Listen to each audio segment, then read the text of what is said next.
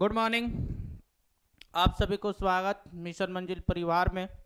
और हम लोग देख रहे हैं एग्ज़ाम का सेशन चल रहा है और हमारा एग्ज़ाम का सेशन जो इंटर का था फाइनल ईयर उनका कंप्लीट हो गया है।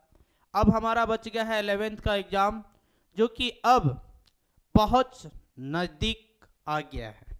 उसको देखते हुए मॉडल सेट हम लोग करवा रहे थे मिशन मंजिल में कंप्यूटर साइंस का, जिसमें से हम लोग 3 मॉडल सेट अभी तक देख चुके हैं और सारा मॉडल सेट हमारा इम्पोर्टेंट है। यानी कहा जाए तो एग्जाम पेपर के लिए 200% भी सही है। तो उसमें से देखिए आज पहला क्वेश्चन हमारा होगा जनरेशन से। और आप देख रहे होंगे कि किसी भी सेशन में तो किसी भी मॉडल सेट में पहला क्वेश्चन जो पूछ रहा है वो किससे है? जनरेशन से। जनरेशन आपको बतलाए थे पिछला मॉडल सेट, जो बच्चे नहीं देख पाए हैं 1 2 3 वो हमारे यूट्यूब चैनल में जाके आप पूरा देख लीजिए। मॉडल सेट आपका एग्जाम के लिए बहुत अच्छा है और आपका समझ जाइए कि यही सब क्वेश्चन एग्जाम में छपने वाला है। तो देखिए पहला क्वेश्चन बतला रहा है सेकेंड जनरेशन कंप्यूटर यूज्ड, यानी बतला रहा है कि सेकेंड जनरेशन कंप्यूटर में कौन सा कंपोनेंट का यूज किया गया था। तो आपको पिछले क्लास में बताए थे कि थर्ड जनरेशन से पूछा था, तो उसमें क्या था? आईसी। क्या था? आईसी। आईसी का पूरा नाम आपको बतलाए थे इंटीग्रेटेड सर्किट। तो यहाँ पे देखिए सेकेंड जनरेशन से पूछ रहा है, तो पहला जनरेशन में आपको बतलाए थे वैक्यूम ट्यूब्स, जो देखिए यहाँ पे ऑप्शन दिया हुआ है थर्ड में, तो ये हमारा गलत हो जाएगा। तो यहाँ पे सेकेंड जनरेशन में जो होगा हमारा ट्रांजिस्टर होगा। क्या होगा? ट्रांजिस्टर हमारा सही है। दूसरा क्वेश्चन बोलता है who invented the adding machine. Computer में वह कौन थे जिनके द्वारा एडिंग मशीन का उपयोग किया गया था ऐड करने के लिए? तो बेसिल्स पास्कल। कौन थे? बेसिल्स पास्कल। इसके बाद देखिए फिर है आपका नेक्स्ट क्वेश्चन भी है थर्ड नंबर, वो भी आपका जनरेशन से दिया गया है और यह कौन सा जनरेशन से है? तो फर्स्ट जनरेशन से है। देखिए बोलता है the first electronic computer was developed in the year. बोलता है सबसे पहली बार इलेक्ट्रॉनिक कंप्यूटर का जो डेवलप किया गया था, खोज किया गया था, निर्माण किया गया था, वह सेशन या तो ईस्वी कौन सा था? तो यहाँ पे हो जाएगा आपका 1946। अब एक चीज ध्यान रखिएगा, आप लोग को ये बेसिक पूरा जानकारी दे देते हैं। कभी कभी क्या होगा बाबू, ये यहाँ पे 1946 के जगह में 1949 भी हो सकता है, यानी 1949 भी हो सकता है, 1943 भी हो सकता है। तो एक चीज आप यहाँ पे कॉन्सेप्ट को रखिएगा, 1955 से पीछे 1941 से लेकर अगर इसके बीच में अगर कोई सेशन डाला हुआ है और क्वेश्चन में अगर फर्स्ट जनरेशन का बात किया जा रहा है, अगर वहां पे 1946 नहीं है, 1941 भी है, 3 है, 1949 भी है, तो समझिएगा ऑप्शन आपका वही सही होगा। और इससे आगे चले अगर जाएंगे तो वो सेकेंड जनरेशन में चला जाएगा और 19 ये अगर इससे पीछे 40 तरफ चल जाइएगा तो वो आपका गलत हो जाएगा। ठीक है, क्योंकि लगभग बुक में अलग अलग प्रकार का ऑप्शंस दिया हुआ है, आप गूगल से भी सर्च कीजिएगा तो कुछ अलग अलग आएगा।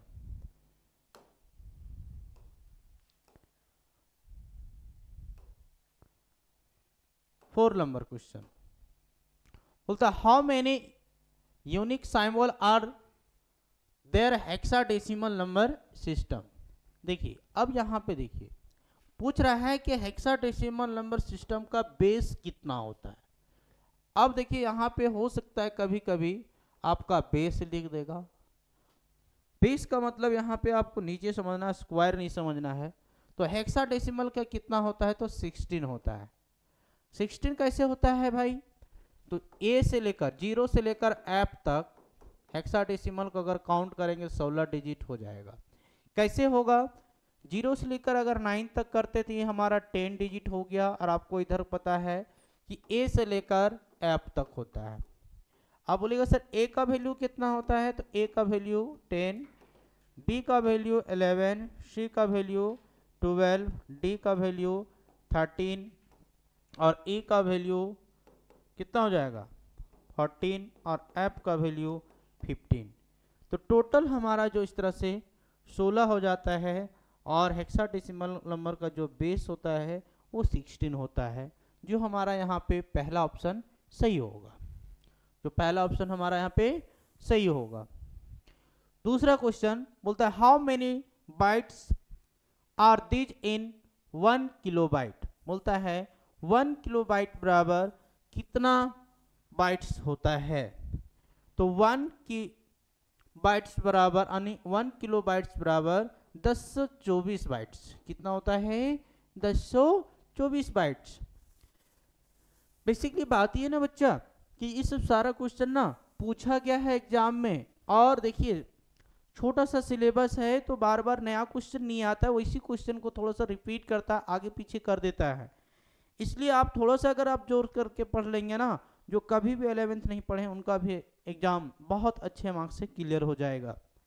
चलिए नेक्स्ट क्वेश्चन देखते हैं। बोलता है which of the following is the default start mode for window. बोलता है दिए गए में से कौन सा ऐसा ऑप्शन है जो स्टार्ट मोड में होता है, जो शुरुआत पर अगर हम लोग किसी को ऑन करते हैं तो कौन सा मोड में होगा, safe mode, command product, none of the, तो नॉर्मल मोड होगा।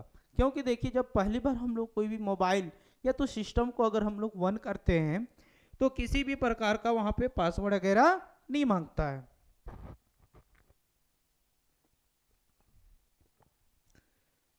तो देखिए नेक्स्ट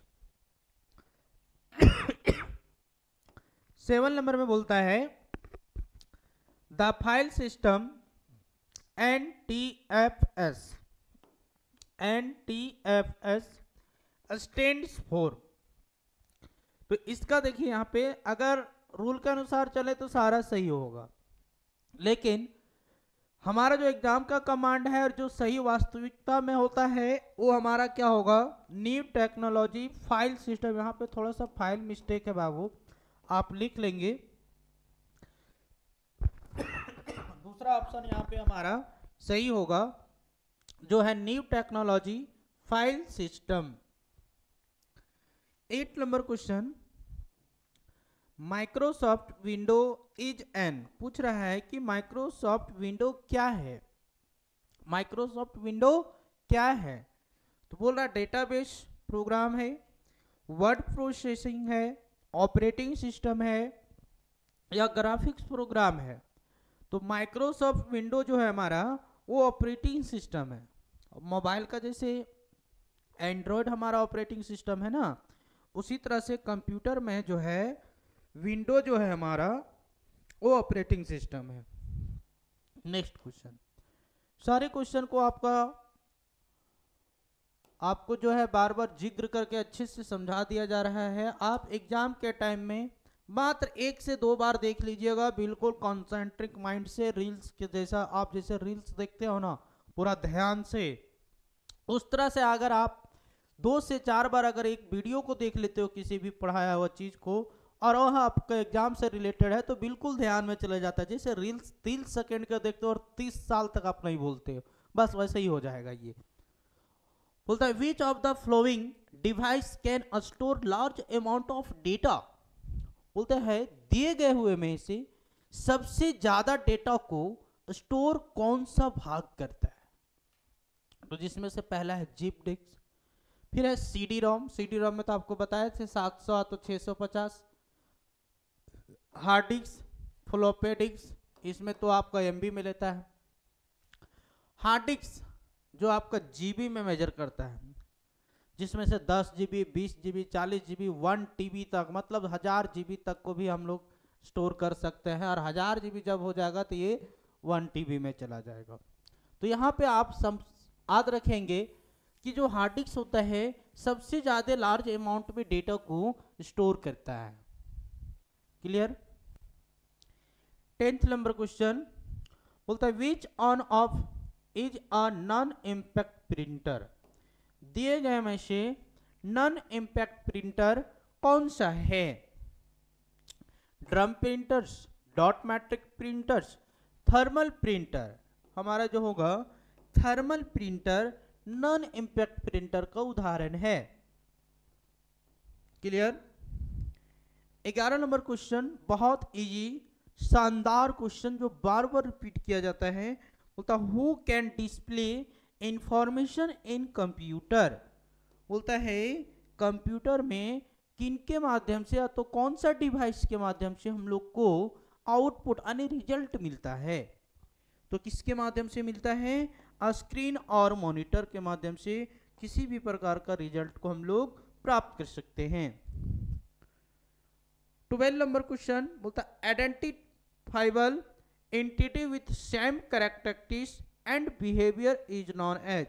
बोलता है इनमें से कौन सा ऐसा है जिसका आइडेंटिटी और कैरेक्टरिस्टिक्स सेम होता है? जो हमारा क्या होगा? ऑब्जेक्ट। क्या होगा? ऑब्जेक्ट। क्या होगा? ऑब्जेक्ट। बहुत इजी सवाल, बार बार रिपीट करता है इस क्वेश्चन को। बोलता है कौन सा ऐसा ऑप्शन है जिसका बिहेवियर और कैरेक्टरिस्टिक्स सेम होता है? तो वो ऑब्जेक्ट का होता है।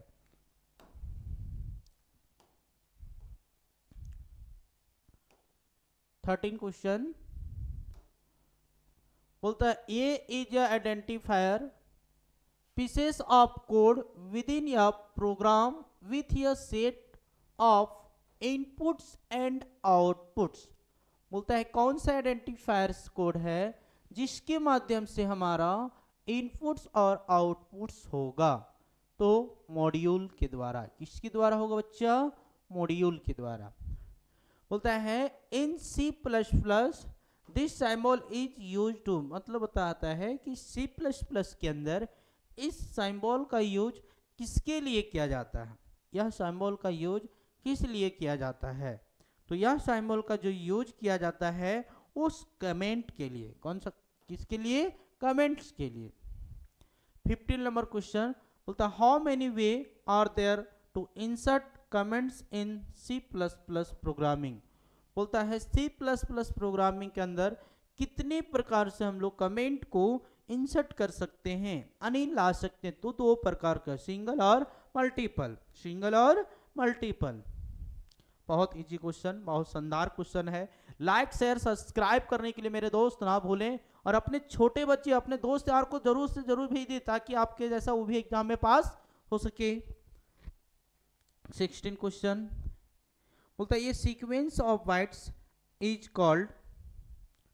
जो सीक्वेंस ऑफ बाइट्स जो होता है तुम्हारा वो होता है स्ट्रीम। क्या होता है? स्ट्रीम। 17 नंबर क्वेश्चन बोलता है C++ allow how many types of integer constant. बोलता है C++ के अंदर कितने प्रकार के इंटीजर कांस्टेंट को अलाउ करता है? तो यहां पे हमारा होगा 3।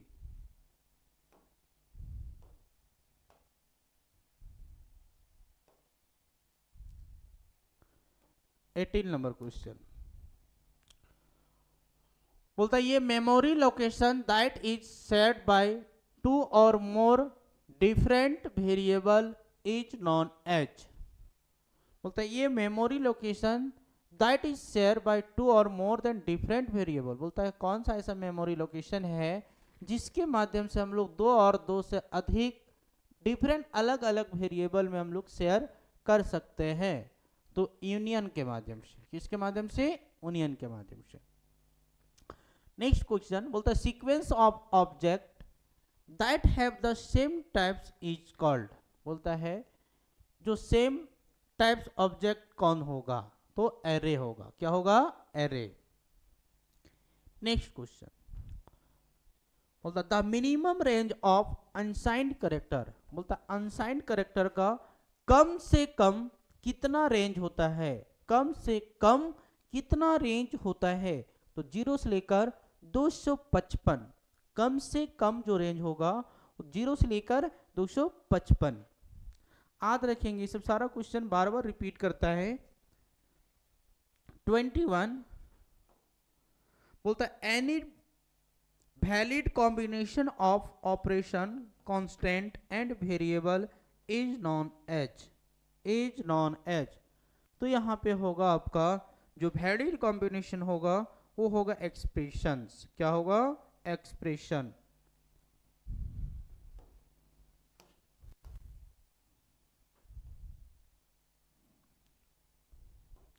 नेक्स्ट क्वेश्चन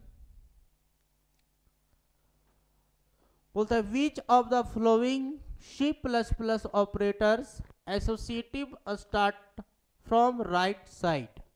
बोलता है दिए गए में से कौन सा ऐसा ऑपरेटर है जो स्टार्ट होता है राइट साइड से, तो इक्वल होगा। क्या होगा?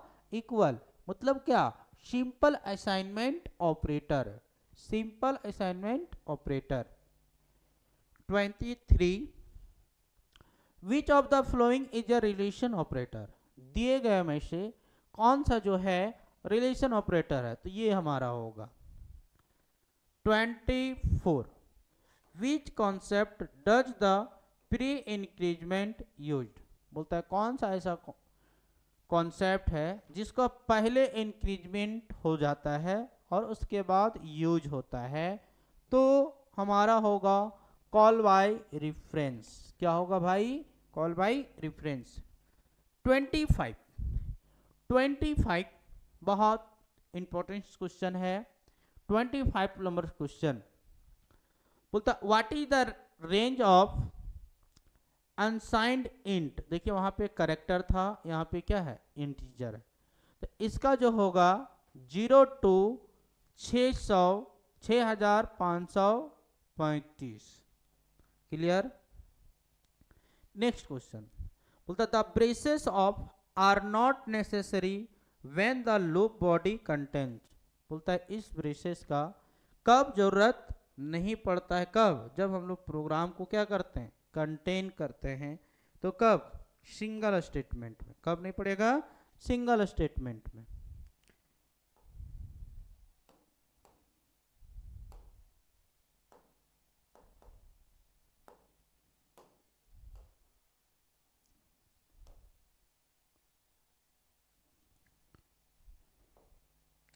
Twenty seven for loop is a. ये सब देखिए लूप से आपका बहुत ज्यादा क्वेश्चन हमेशा पूछता है। फोर लूप हो गया, वाइल लूप हो गया, डू वाइल लूप हो गया, इफ, एल्स, स्विच, ब्रेक, ये सब से सारे हमेशा क्वेश्चन बार बार पूछता है। इसलिए आप इस चैप्टर को एक बार हमारे प्लेलिस्ट से जाके फ्लो एंड कंट्रोल चैप्टर को आप पढ़ लेंगे, जिससे इसका पूरा कॉन्सेप्ट क्लियर हो जाएगा।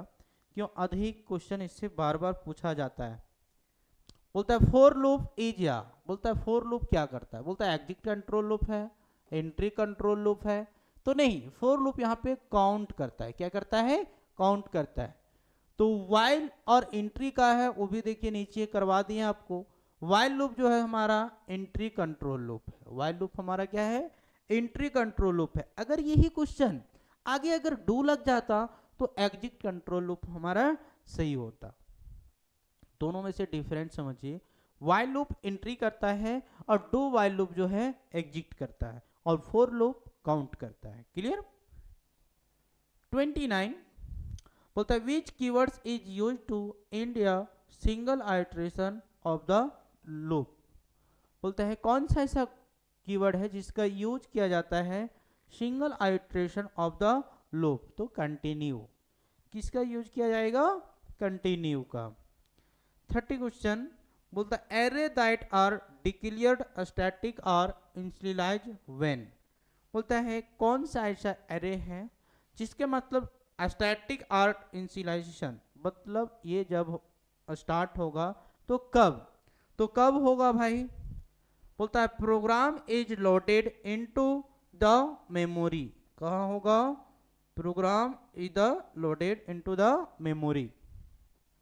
नेक्स्ट क्वेश्चन, नेक्स्ट देखिए। नेक्स्ट, हाँ काचे बोल रहे थे? हाँ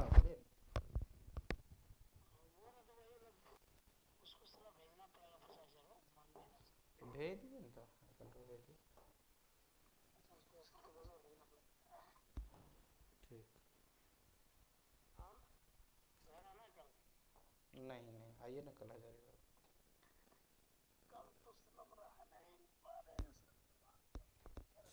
कॉल करते तो फिर 3 बजे अकाउंट भेज। बोलता which from the following is technique is used for finding a value in a array, है ना। बोलता which from the flowing techniques is used for finding a value in a array. ठीक है। बोलते कौन सा ऐसा टेक्निक है, कौन सा ऐसा विधि है जिसके माध्यम से हम लोग एरे को क्या कर सकते हैं, फाइंड कर सकते हैं, ढूंढ सकते हैं। तो यहाँ पे जितने भी सारे ऑप्शंस हैं, सारे जो टेक्निक है वो सारा माध्यम से हम लोग एरे को हम लोग क्या कर सकते हैं, फाइंड कर सकते हैं। तो ऑल ऑफ दीज होगा, क्या होगा, ऑल ऑफ दीज। 32 बोलता है object of an array is called. बोलता है object of an array is called. तो बोलता है function of an array, index of an array, बोलता है एलिमेंट ऑफ एन एरे। देखिए सही बात है, जो एरे हमारा होता है वो एलिमेंट में होता है ना, इस टाइप में। तो यहां पे हमारा क्या होगा, एलिमेंट ऑफ एन एरे। 33 बोलता है predefined function and other program elements are access through. बोलता है प्री डिफाइंड फंक्शन, जो पहले से क्या रहता है, ज्ञात क्या हुआ रहता है, फाइंड क्या रहता है, वो function and other program element are access through, किसके माध्यम से होगा, तो बताइए हेडर फाइल। आप लोग को पता होगा बाबू, किसी भी प्रोग्राम को लिखने के लिए कम से कम हेडर फाइल का होना जरूरी है, और किसी भी प्रोग्राम को रन करने के लिए मेन फंक्शन का होना जरूरी है। 34 बोलता है void function is also called. बोलता है void फंक्शन को और दूसरे नाम से क्या कहते हैं। तो यहां पे जो हमारा होगा दोनों सही होगा, सब रूटीन और प्रोसीड्यूरल, ये दोनों हमारा क्या होगा, ये void फंक्शन को हम लोग कहते हैं। 35 बोलता है which function is provided by C++ for reduction function call overhead. बोलता है C++ के अंदर कौन सा ऐसा फंक्शन है जिसके माध्यम से हम लोग को प्रोवाइड किया जाता है कि उसको क्या करना है, ओवरलोडेड फंक्शन में, तो इनलाइन फंक्शन होगा, क्या होगा, इनलाइन फंक्शन।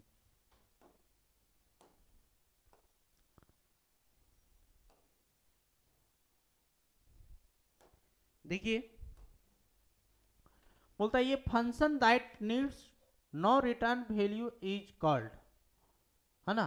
बोलता है ये फंक्शन दैट नीड्स, नीड्स का मतलब जरूरत, नो रिटर्न वैल्यू, जिसमें से हम लोग को रिवर्स वैल्यू ना मिले, तो होगा हमारा void फंक्शन। अगर आप void फंक्शन का यूज कर देते हैं तो किसी भी प्रकार का रिटर्न फंक्शन नहीं मिलेगा। 37 बोलता है the set of rules which gives the meaning of a statement is known as. तो किसी भी सेट ऑफ रूल्स का जो मीनिंग होता है वो किसके माध्यम से मिलता है, तो वो आपको सिमेंटिक्स के माध्यम से मिलेगा।